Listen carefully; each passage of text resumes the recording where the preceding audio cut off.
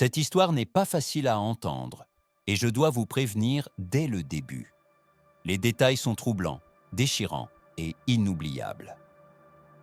Même des policiers expérimentés, des hommes et des femmes formés à affronter la violence et la tragédie, se sont retrouvés à pleurer comme des enfants sur les lieux. Imaginez ça.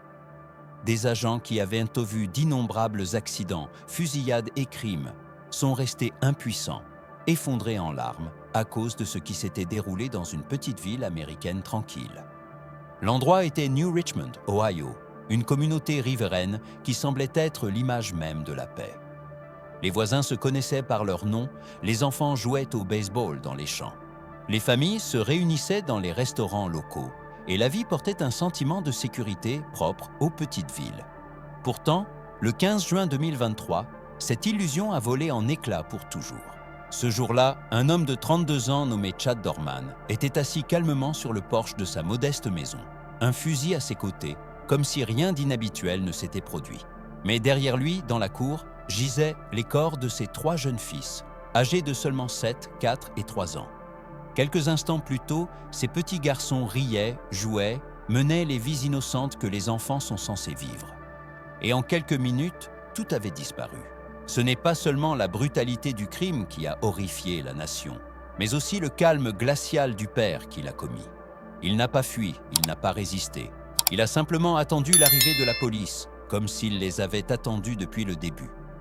C'est l'histoire d'une tragédie qui a ravagé une famille, un quartier et tout un État. Une histoire qui nous pousse à nous demander comment un tel mal a pu prendre racine dans le cœur d'un homme censé protéger ses enfants. Au centre de cette histoire dévastatrice se trouvait la famille Dorman. Chad, seulement âgé de 32 ans, vivait sur Laurel Lindale Road avec sa femme Laura, sa fille adolescente Alexis, issue d'une relation précédente, et les 3 petits garçons qu'ils avaient ensemble. Leurs noms étaient Clayton, 7 ans, Hunter, 4 ans, et le plus jeune, Chase, tout juste 3 ans.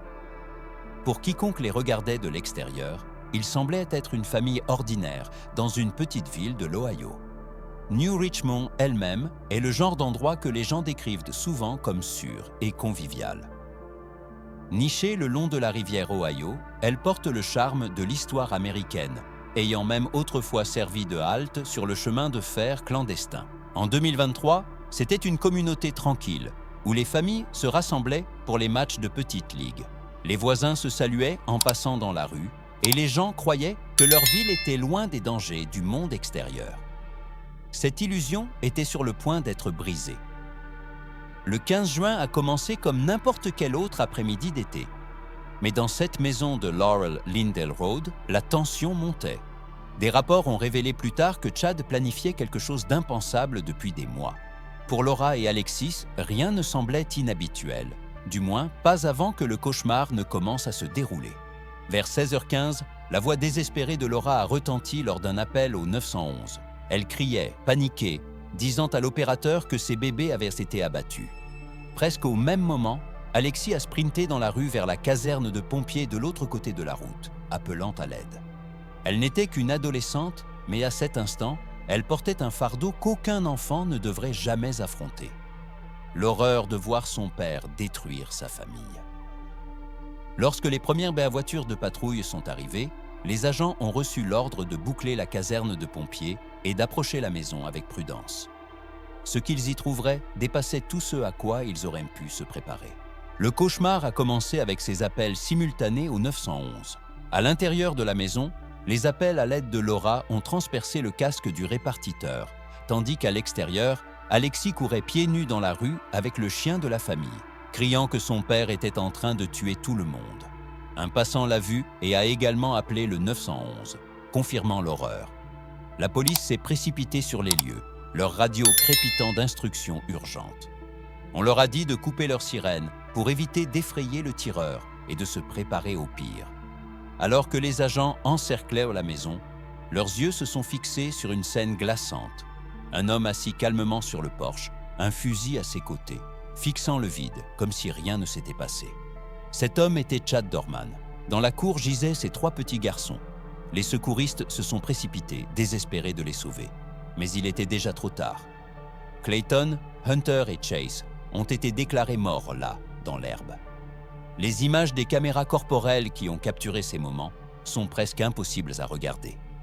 Laura criant d'agonie, des agents s'effondrant alors qu'ils tentaient de réanimer des enfants bien trop jeunes pour quitter ce monde. Mais aussi horrible que cela ait été, les détails qui ont émergé plus tard ont brossé un tableau encore plus sombre. Les enquêteurs ont révélé que Chad avait aligné ses 3 fils à l'extérieur et les avait exécutés un par un. L'un des garçons, terrifié, a essayé de courir dans un champ voisin. Pendant un bref instant, il a semblé qu'il pourrait s'échapper. Mais Chad l'a poursuivi, l'a ramené de force et l'a obligé à affronter le même destin que ses frères. Laura s'est battue désespérément. Elle s'est jetée sur Chad, s'emparant du fusil, essayant de protéger ses enfants avec son propre corps. Dans la lutte, elle a été blessée à la main par un coup de feu, mais elle était toujours en vie. Alexis, miraculeusement indemne, est devenu le seul témoin capable de courir chercher de l'aide. Ce n'était ni le chaos, ni la confusion. C'était froid, délibéré et planifié. Et quand ce fut terminé, Chad s'est simplement assis sur les marches, attendant, comme s'il savait que le monde allait s'effondrer autour de lui. Lorsque Chad Dorman a comparu pour la première fois devant le tribunal, l'atmosphère était électrique de douleur et de rage. Il n'est pas entré en uniforme de prisonnier standard, mais dans une robe verte spéciale, un vêtement réservé aux détenus sous surveillance pour risque de suicide. Au début, il semblait sans émotion, mais ensuite, alors que le juge commençait la procédure, il a fondu en larmes, enfouissant son visage dans ses mains. Beaucoup d'observateurs ont estimé que ce n'était rien de plus qu'une mise en scène, des larmes versées non pas pour ses enfants, mais pour lui-même. Le juge n'a pas tardé à fixer sa caution à 20 millions de dollars, la plus élevée jamais enregistrée dans l'histoire du comté. Les procureurs ont insisté pour que Chad ne soit plus jamais autorisé à être libre. Leurs mots étaient tranchants et inoubliables. Ils ont décrit comment le père, l'homme en qui ses fils avaient le plus confiance, avait aligné 3 garçons innocents et les avait exécutés de sang-froid. La voix d'un procureur s'est brisée d'émotion lorsqu'il a demandé à la cour d'imaginer la peur dans les derniers instants de ses enfants. Ils se réveillaient chaque jour en s'attendant à ce que leur père les protège, qu'il soit leur gardien et leur refuge. Au lieu de cela, il est devenu leur bourreau. Les policiers et les ambulanciers qui se sont précipités sur les lieux ont été contraints de prodiguer la RCR à des enfants aussi jeunes que 3 ans, sachant pertinemment que c'était sans espoir. Les cicatrices de ce jour, le procureur a dit, ne s'effaceraient jamais pour quiconque était présent. Lorsque Chad est revenu au tribunal 1 semaine plus tard, il avait abandonné le théâtre. Les sanglots avaient disparu, remplacés par un silence de pierre. Il faisait face à un nombre stupéfiant de 21 accusations, 9 chefs d'accusation de meurtre aggravé, 8 chefs d'accusation d'enlèvement et 4 chefs d'accusation d'agression criminelle. Chaque chef d'accusation a été lu lentement, méthodiquement, et après chacun, le juge a demandé s'il comprenait. Chad a répondu d'un plat non coupable. Cette fois, les procureurs ont exposé des détails encore plus glaçants. Un garçon a été abattu à l'intérieur de la maison. Un autre a couru près de 100 mètres avant d'être abattu par derrière, puis exécuté à bout portant. Le plus jeune a été arraché au bras de sa mère avant d'être tué, les brûlures de poudre sur sa peau prouvant la proximité de l'arme. L'accusation a clairement indiqué « ce n'était pas un crime passionnel ou une explosion soudaine. C'était un massacre prémédité et calculé. » Ils ont annoncé leur intention de requérir la peine de mort, qualifiant l'affaire de l'acte le plus horrible qu'ils aient jamais rencontré.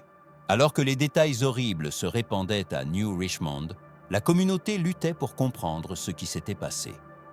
Des voisins qui saluaient autrefois les dormants dans la rue se tenaient maintenant incrédules, déposant des fleurs, des animaux en peluche et des bougies devant la maison familiale. Sur les terrains de baseball locaux, où les garçons avaient en joué, leurs coéquipiers ont observé un moment de silence et baissé la tête en prière. Pour beaucoup, le chagrin s'est transformé en action. Les dons ont afflué, collectant finalement plus de 270 000 $ pour soutenir Laura et Alexis dans leur perte inimaginable. Mais les réactions au sein de la propre famille de Chad ont brossé un tableau très différent et profondément troublant. Ses parents, Keith et Gloria, ont parlé publiquement, décrivant leur fils comme un « super papa ». Ils ont insisté sur le fait que ce qui s'était passé ne correspondait pas à qui il était réellement. affirmant qu'il avait simplement dû craquer. Keith a même dit que les yeux de Chad semblaient vides, comme si la personne au tribunal n'était pas son fils. Leur défense l'a choqué beaucoup de monde, surtout lorsque les procureurs ont confirmé que Kate et Gloria avaient proposé de payer la caution de Chad si elle avait été accordée. Les voisins, cependant, ont raconté une histoire plus sombre. Une femme a raconté comment Chad buvait quotidiennement, criait souvent sur ses enfants et avait même un jour tué le chien d'un voisin. Elle a affirmé l'avoir déjà signalé à la police, bien que cela n'ait rien donné. Son récit a jeté un sérieux doute sur l'image d'un père aimant. Cela expliquait aussi pourquoi Chad avait répété à plusieurs reprises aux agents qu'il était sobre le jour des meurtres, comme si sa réputation de buveur pesait lourdement sur lui, même alors qu'il était assis à côté des corps de ses enfants. Malgré tout, la ville s'est accrochée à Laura et Alexis, se ralliant autour d'elle avec amour et soutien. Des mémoriaux ont surgi non seulement comme hommage, mais comme des actes de défi contre l'horreur infligée par Chad. C'était comme si toute la communauté voulait s'assurer que la mémoire de Clayton, Hunter et Chase ne serait pas définie par le crime de leur père, mais par la joie et l'innocence qu'ils avaient apportées au monde. Dans les jours suivant la tragédie, la famille a publié une notice nécrologique qui a donné au monde un aperçu de qui étaient réellement ces petits garçons. Non pas des victimes, non pas des titres de journaux, mais des âmes vibrantes avec leurs propres rêves et particularités. C'était un rappel déchirant que leur vie était bien plus que l'horreur qui y a mis fin. Clayton, l'aîné de 7 ans, était affectueusement surnommé Clayton Man. Il adorait construire avec des Legos, faire du karting et raconter des blagues. Il avait un lien spécial avec son chien, Gatlin, et sa façon de montrer son amour était de faire des cadeaux, parfois quelque chose qu'il trouvait, parfois quelque chose qu'il fabriquait de ses propres mains. Il était protecteur envers ses jeunes frères, assumant naturellement le rôle de gardien même à un si jeune âge. Hunter, tout juste 4 ans, avait gagné le surnom de Hunter Dog. Il était le plus heureux lorsqu'il barbotait dans le ruisseau, attrapait des grenouilles ou s'endormait avec son gant de baseball bien aimé à ses côtés. Chaque jour, sans faute, il appelait sa mère et sa sœur « jolies filles » et leur disait qu'il les aimait. Son amour était simple, direct et constant, un rappel de la pureté du cœur d'un enfant. Et puis il y avait Chase, le benjamin de la famille à 3 ans. Connu sous le nom de Chaser, il adorait se balancer à l'air de jeu et rêvait de jouer un jour au baseball comme ses frères. Il aimait les dinosaures, les super-héros et serrer sa mère dans ses petits bras. C'était le meilleur des câlineurs, le genre d'enfant qui voulait toujours être proche, rappelant toujours à sa famille à quel point il les adorait. Lors des commémorations, les entraîneurs et amis ont partagé leurs propres histoires. Clayton a un jour réconforté un coéquipier qui avait raté son coup, lui disant que ce n'était pas grave car il avait déjà fait la même chose. L'entraîneur de Hunter se souvenait de son sourire espiègle lorsqu'il jetait de la terre entre les lancers, essayant toujours de faire rire les autres. Alexis, malgré son chagrin, est retourné à son équipe de softball pour honorer ses frères, un puissant acte de résilience. Les souvenirs partagés par les gens ont brossé le portrait de garçons pleins de vie, de rire et d'amour. Ils n'ont pas été définis par la violence de leur mort, mais par la joie qu'ils ont apportée à tous ceux qui les entouraient. Et pour ceux qui les ont connus, c'est ainsi qu'ils resteront toujours dans les mémoires. Lorsque tous les faits sont exposés, une image continue de hanter tous ceux qui ont suivi cette affaire. Un petit vélo d'enfant gisant abandonné dans la cour, là où les vies des garçons ont été fauchées. C'est un symbole de l'innocence interrompue, du rire écourté, d'un avenir volé. Cette image, peut-être plus que toute autre chose, incarne la tragédie du 15 juin 2023. Pour Laura, la blessure est au-delà de toute compréhension. Elle n'a pas seulement perdu 3 fils, mais a été témoin de leurs derniers instants, impuissante à arrêter l'homme qui était censé les protéger. Pour Alexis, qui a couru chercher de l'aide, les cicatrices ne guériront jamais complètement. Elle doit vivre avec le souvenir de ce que son beau-père a fait, un souvenir qui hantera son enfance pour toujours. Leur chagrin est incommensurable, leur force pour survivre à l'impensable. Pour la communauté de New Richmond, l'illusion de sécurité a été brisée. Ils ont appris que le mal peut vivre à côté, caché derrière des portes closes, attendant le moment de frapper. Pourtant, face à ce mal, ils se sont rassemblés, pour pleurer, pour prier, pour soutenir et pour rappeler à Laura et Alexis qu'elles ne sont pas seules. Et pour le reste d'entre nous, cette histoire nous force à une introspection. Comment un père, la figure même censée être le bouclier et le gardien d'un enfant, peut-il devenir la source de leur plus grande terreur?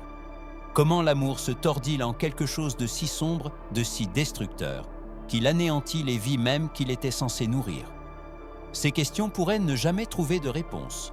Ce que nous pouvons faire, c'est nous souvenir des enfants, non pas comme des victimes, mais comme des garçons qui aimèrent le baseball, qui riaient aux blagues, qui serraient fort leur maman, qui rêvaient de l'avenir. Se souvenir d'eux, c'est honorer leur vie et refuser que leur histoire soit définie uniquement par le crime de leur père. Si cette histoire vous a ému, je vous invite à rester avec nous. Abonnez-vous, partagez et faites partie d'une communauté qui cherche non seulement à raconter les tragédies, mais à y réfléchir, afin que la mémoire de ces enfants perdure et que peut-être, en nous souvenant, nous puissions œuvrer pour prévenir de telles horreurs à l'avenir.